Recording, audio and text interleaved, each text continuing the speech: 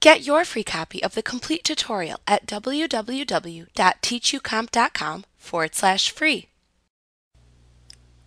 The changes to the visual interface that started in Excel 2007 changed the use of keyboard shortcuts within the application. Many things have changed, however many other things have stayed the same to assist users in the migration to Excel 2007 or later from previous versions. First off, you should be aware that all of the Control key keyboard shortcuts remain intact. So, for example, you can still enter shortcuts like Control plus the S key on your keyboard to quickly save changes as you work. The major change has occurred in using the Alt key keyboard shortcuts. Once again, for upgrading users, it may be reassuring to note that you can still use any of the Alt keyboard shortcuts from Excel 2003 and prior. However, there is no longer any visual way to remember what they were due to the removal of the menu bar. So if you use the old Alt keyboard shortcuts, then you must enter them strictly from memory. Now, if you're new to Excel, you may be wondering what a keyboard shortcut is. A keyboard shortcut simply allows you to press a combination of keyboard characters in order to execute a command function instead of needing to click a button in the ribbon or the quick access toolbar. While you may never really use them, many users find it tiresome to always have to reach for their mouse in order to execute a command function.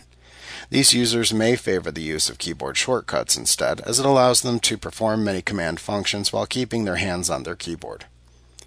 Keyboard shortcuts typically involve holding down either the Control or Alt keys on your keyboard and then entering another sequence of keystrokes.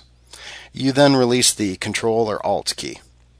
In previous releases, you could see the Control key keyboard shortcuts listed next to their corresponding command within the menu bar. Starting in Excel 2007 and continuing on, you will see them listed in the small pop-up windows that appear when you hold your mouse pointer over any command function shown within the ribbon. Now note that not every command has a corresponding Control key keyboard shortcut. In these cases, you can use the Alt key to enable the new key badge system in Excel. You can then use the key badge system to enter a sequence of keystrokes. This replaces the older Alt key keyboard shortcuts. So let's look at how you can use the new key badge system in Excel. So first, you would press the Alt key on your keyboard to display a set of key badges next to the various objects in the ribbon and the quick access toolbar. You then press the key on your keyboard that corresponds to the command function that you wish to show.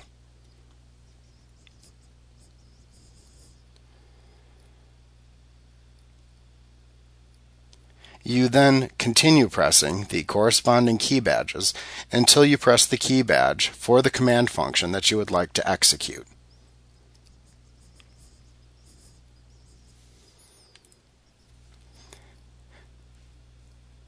Now, if you happen upon a drop-down menu as you're entering your key badges, or your key badge work simply opens up a dialog box, don't worry.